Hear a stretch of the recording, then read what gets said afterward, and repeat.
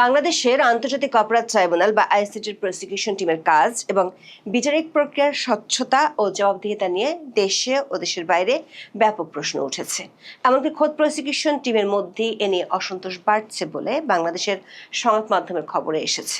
বর্তমান বিএনপি সরকারের শুরুতে ঢেলে সাজানোর পর অন্তর্বর্তী সরকার আমলের প্রসিকিউশন টিম সম্পর্কে 3টি গুরুতর অভিযোগ পাওয়া গিয়েছিল।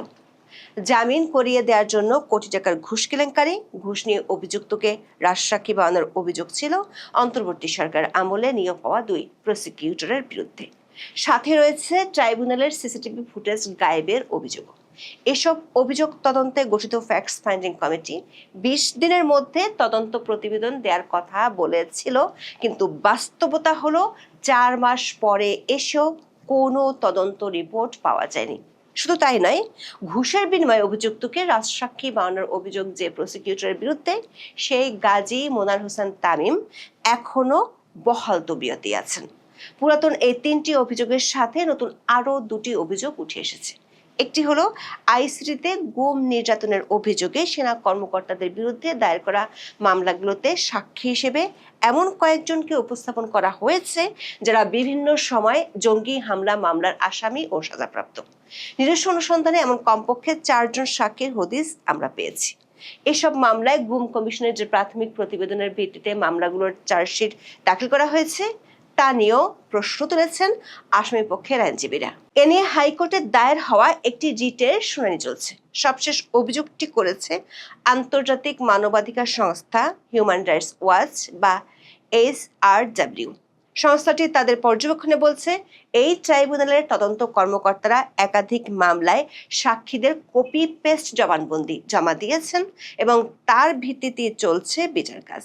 এসব অভিযোগের কারণে আন্তর্জাতিক মানবাধিকার সংস্থা ও দেশীয় আইনজীবীরা অভিযোগ করেছেন, বাংলাদেশের আইসিটি আন্তর্জাতিক আইনি মানদণ্ড সমুন্নত রাখতে ব্যর্থ হচ্ছে এবং রাজনৈতিক প্রতিপক্ষকে মিথ্যা অভিযোগে কারাবন্দী করে রাখছে। বিস্তারিত জানতে চলুন যাওয়া যাক বিশ্লেষণ।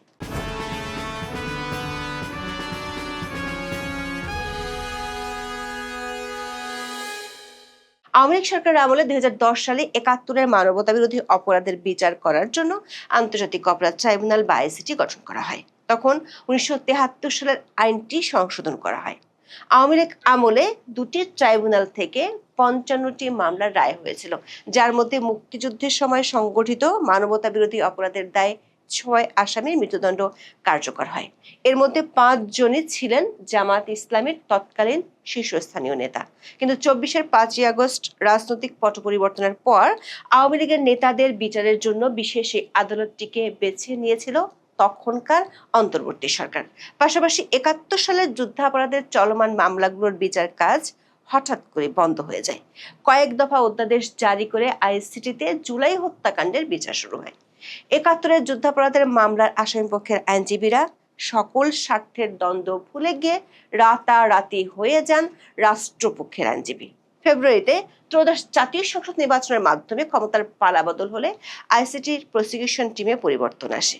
23শে ফেব্রুয়ারি চিফ প্রসিকিউটরের পদ থেকে এক সময়কার জামায়াত ইসলামী নেতাদের আইনজীবী তাজুল ইসলামকে সরিয়ে দেওয়া হয়।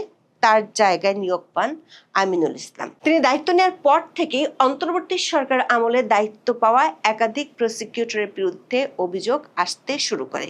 এর মধ্যে সবচেয়ে বড় অভিযোগটি হলো জামিনে মুক্ত করা হবে এমন আশ্বাস দিয়ে এক আসামি স্বজনের কাছ থেকে কোটি টাকা চাওয়া। জুলাই আন্দোলনের সময় সংগঠিত মানবতা বিরোধী অপরাধের একটি মামলায় গ্রেপ্তার হওয়া সাবেক সংসদ সদস্য ABM ফজলে করিম চৌধুরীকে জামিনে মুক্ত করা হবে এমন আশ্বাস দিয়ে তার পরিবারের কাছে 1 কোটি টাকা চান তৎকালীন প্রসিকিউটর মোহাম্মদ সাইমুম রেজা তালুকদার। প্রথম আলো ও নেত্র নিউজে এ বিষয়ে গত 10ই মার্চ যৌথ অনুসন্ধানী প্রতিবেদন প্রকাশ করে। সেদিনে চিফ প্রসিকিউটরের কার্যালয় ঘটনাটি তদন্তে 5 সদস্যের ফ্যাক্টস ফাইন্ডিং কমিটি গঠন করে, কিন্তু ফ্যাক্টস ফাইন্ডিং কমিটি 4.5 মাসেও প্রতিবেদন দিতে পারেনি। গত 21শে এপ্রিল দৈনিক প্রথম আলোতে প্রকাশিত এক প্রতিবেদনে বলা হয়, এই 1 কোটি টাকা চাওয়ার কথোপকথনের ভিডিও জেনুইন বলে নিশ্চিত হয়েছিল আন্তর্জাতিক অপরাধ ট্রাইব্যুনালের চিফ প্রসিকিউটরের কার্যালয় গঠিত তথ্যানুসন্ধান কমিটি। গত 13 জুন প্রথম আলোর ফলো আপ প্রতিবেদনে বলা হয়, কল রেকর্ড জেনুইন বলে স্বীকার করার পরও ট্রাইব্যুনালের ফ্যাক্টস ফাইন্ডিং কমিটি 3 মাসেও রিপোর্ট দেয়নি। এর মধ্যে আরও 1.5 মাস পার হয়ে গেলেও অবস্থা একই আছে। প্রথম আলো ওই প্রতিবেদনে বলা হয়েছে, কেন প্রতিবেদন দিতে দেরি হচ্ছে সে সম্পর্কে আন্তর্জাতিক অপরাধ ট্রাইব্যুনালের চিফ প্রসিকিউটরের কার্যালয় বলছে, পারপাসলি বা উদ্দেশ্যপূর্ণভাবে নয়, বিভিন্ন পরিস্থিতির কারণে প্রতিবেদন দিতে পারেনি কমিটি। জামিন করিয়ে দেওয়ার জন্য কোটি টাকা চাওয়ার অডিও রেকর্ড ফাঁস হওয়ার পর সাইমুম রেজা তালুকদারকে মামলাটি থেকে সরিয়ে দিয়েছিলেন ট্রাইব্যুনালের তৎকালীন চিফ প্রসিকিউটর মোহাম্মদ তাজুল ইসলাম। তবে সাইমুমের বিরুদ্ধে আর কোনো ব্যবস্থা নেননি তিনি। ট্রাইব্যুনালের অন্যান্য দায়িত্ব থেকেও সাইমুমকে সরানো হয়নি। এরপর 9 মার্চ প্রসিকিউটর পদ থেকে পদত্যাগ করেন সাইমুম। হিউম্যান রাইটস ওয়াচ এক বিজ্ঞপ্তিতে বলেছে, ট্রাইব্যুনালের প্রসিকিউশনের এ টিম 4 মাসের তদন্ত শেষ করতে না পারলেও ফজলে করিম চৌধুরীর বিরুদ্ধে দায়ের হওয়া মামলাটির অভিযোগ গঠনের কাজ চালিয়ে গেছেন এবং আগামী 6 আগস্ট বিচার শুরু হতে যাচ্ছে। তাজুল ইসলামের অধীন আইসিটি প্রসিকিউশন টিমের বিরুদ্ধে ওঠা দ্বিতীয় অভিযোগটিও ছিল ঘুষের। গত 24 ফেব্রুয়ারি দৈনিক প্রথম আলোর খবরের শিরোনাম ছিল, বিদায়ের দিনে দুর্নীতির অভিযোগ এক প্রসিকিউটরের, তাজুল বললেন মিথ্যা। এই অভিযোগটি করেছিলেন ট্রাইব্যুনালেরই আরেক প্রসিকিউটর BM সুলতান মাহমুদ। গত 23 ফেব্রুয়ারি তিনি ফেসবুক পোস্টে অভিযোগ করেন, আশুলিয়ার 7 জনকে হত্যা ও 5টি মরদেহ পোড়ানোর অভিযোগে মানবতা বিরোধী অপরাধের মামলার আসামি পুলিশের সাবেক উপপরিদর্শক শেখ আফজালুল হকের স্ত্রী এক সন্ধ্যায় ভারী ব্যাগ নিয়ে প্রসিকিউটর তামিমের কক্ষে প্রবেশ করেছিলেন। তার দাবি, বিষয়টি তখনকার চিফ প্রসিকিউটর তাজুল ইসলামকে জানানো হলেও কোনো ব্যবস্থা নেওয়া হয়নি। সুলতান মাহমুদের অভিযোগ অনুযায়ী তামিম পরে সবার সামনে স্বীকার করেছিলেন আফজালের স্ত্রী তার কক্ষে প্রবেশ করেছিলেন। পরবর্তীতে আফজালকে রাজসাক্ষী করা হয় এবং চূড়ান্ত রায়ে তাকে ক্ষমা করে আদালত। একই পোস্টে সুলতান মাহমুদ অভিযোগ করেন, চিফ প্রসিকিউটরের চেয়ারকে টাকা বানানোর মেশিন বানিয়েছিলেন তাজুল ইসলাম। তিনি অর্থের বিনিময়ে রাজসাক্ষী বানিয়ে আসামিকে ছাড় দিয়েছেন। অবশ্য প্রসিকিউটর গাজী তামিম এবং সাবেক চিফ প্রসিকিউটর তাজুল ইসলাম শুরু থেকে অভিযোগ অস্বীকার করে আসছেন। গত 24 জুলাই টাইমস অব বাংলাদেশে প্রকাশিত প্রতিবেদনে বলা হয়, গত 4 মাস ধরে অভিযোগের মুখে থাকা আন্তর্জাতিক অপরাধ ট্রাইব্যুনালের প্রসিকিউটর গাজী মোনার হোসেন তামিম প্রসিকিউশন টিমে বহাল তবিয়তে দায়িত্ব পালন করে যাচ্ছেন। অবশ্য চিফ প্রসিকিউটর মোহাম্মদ আমিনুল ইসলাম বলেছেন, কমিটির কার্যক্রম চলছে, তদন্ত শেষ হয়নি, শিগগিরই প্রতিবেদন দাখিল করা হবে। কিন্তু যার বিরুদ্ধে সবচেয়ে বেশি অভিযোগ, তিনি কিভাবে এখনো বহাল তবিয়তে আছেন তার কোনো জবাব মেলেনি। টাইমস অব বাংলাদেশের প্রতিবেদনটিতে দাবি করা হয়েছে, তদন্তের অগ্রগতি নিয়ে প্রসিকিউশনের ভেতরেই প্রশ্ন রয়েছে। একাধিক প্রসিকিউটরের দাবি, অভিযোগের গুরুত্বপূর্ণ দিকগুলো এখনো যাচাই করা হয়নি। একজন প্রসিকিউটর প্রশ্ন তুলেছেন, তদন্ত কমিটি আদৌ আফজালের স্ত্রীর মোবাইল ফোন নম্বর সংগ্রহ করেছে কিনা বা তাকে জিজ্ঞাসাবাদ করেছে কিনা। তার মতে তামিমের মোবাইল ফোন জব্দ করা উচিত ছিল, কিন্তু তা করা হয়নি। টাইমস অব বাংলাদেশের খবরে বলা হয়েছে, তদন্তের ধীরগতি এবং অভিযোগের নিষ্পত্তি না হওয়ায় প্রসিকিউশন টিমের ভিতরে অসন্তোষ তৈরি হয়েছে। এ নিয়ে ক্ষোভে কোনো প্রসিকিউটর পদত্যাগের কথাও ভাবছেন বলে একাধিক সূত্র জানিয়েছে। প্রসিকিউশন সূত্রের দাবি, তথ্য প্রযুক্তি বিশেষজ্ঞ বিশেষ তদন্ত কর্মকর্তা প্রসিকিউটর তানভীর হাসান জোহা মামলার তদন্তে ভিডিও ফুটেজ বিশ্লেষণ করে ঘটনাস্থলে আফজালের উপস্থিতি শনাক্ত করেছিলেন এবং তার মোবাইল ফোনের ইলেকট্রনিক ভৌগোলিক অবস্থান সম্পর্কেও মতামত দিয়েছিলেন। কিন্তু আফজালকে রাজসাক্ষী করার সিদ্ধান্তে তার মতামত নেওয়া হয়নি। তাজুল ইসলামের নেতৃত্বাধীন আইসিটির প্রসিকিউশন টিমের বিরুদ্ধে সবশেষ অভিযোগটি ছিল সিসিটিভির ফুটেজ থাকা একটি হার্ড ড্রাইভ পরিবর্তন করা। গাজী তামিমের বিরুদ্ধে ওঠা অভিযোগ তদন্ত করতে গিয়ে জানা যায়, কয়েক সপ্তাহ পরই ট্রাইব্যুনালের একটি হার্ড ড্রাইভ বদলে ফেলা হয়েছে, যেখানে ঘটনার দিনের তামিমের অফিসের বাইরের সিসিটিভি ফুটেজ থাকার কথা ছিল।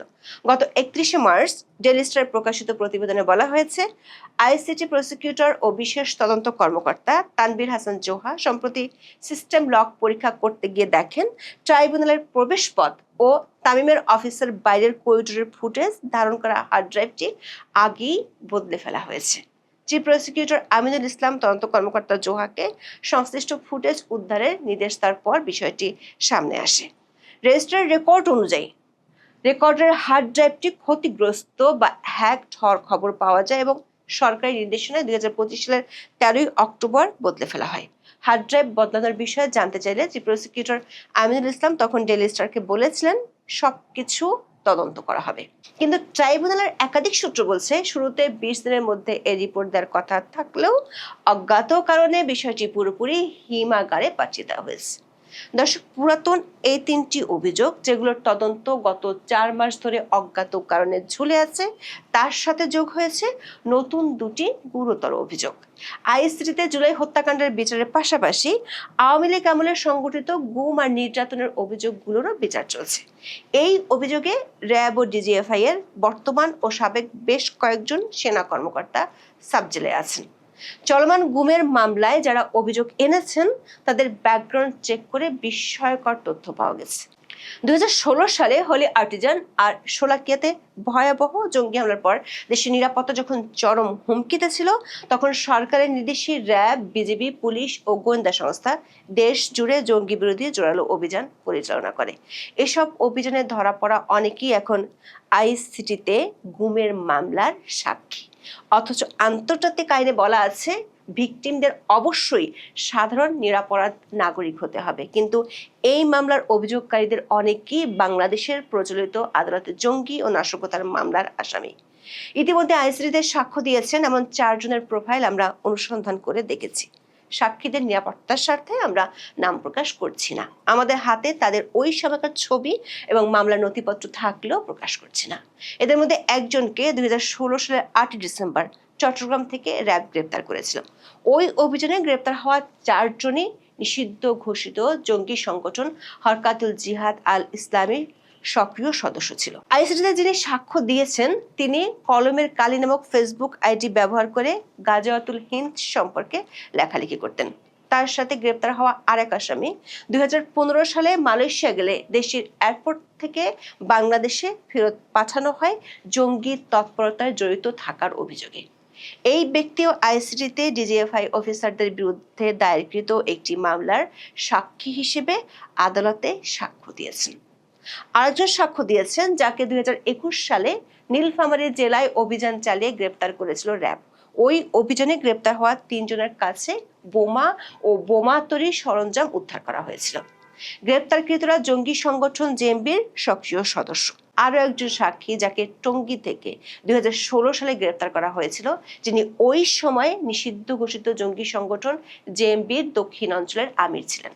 গত 1 জুলাই দৈনিক প্রথম আলোতে প্রকাশিত প্রতিবেদনে বলা হয় কেরানীগঞ্জের বিস্ফোরণের মামলায় গ্রেপ্তার শেখ আলামিন ও অলি উল্লাহর অভিযোগের ভিত্তিতে আন্তর্জাতিক অপরাধ ট্রাইব্যুনালে এক পুলিশ কর্মকর্তার বিচার চলছে।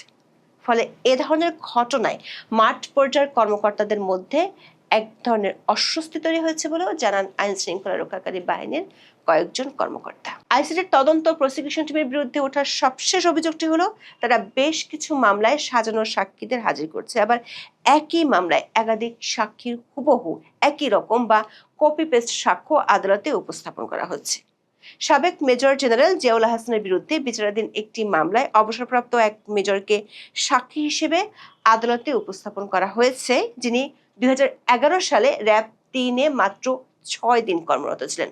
মামলার নথিপত্রে দাবি করা হয়েছে বর্ণিত ক্রসফায়ারের ঘটনাটি সংঘটিত হয়েছিল র্যাব 3-এর অধীনে।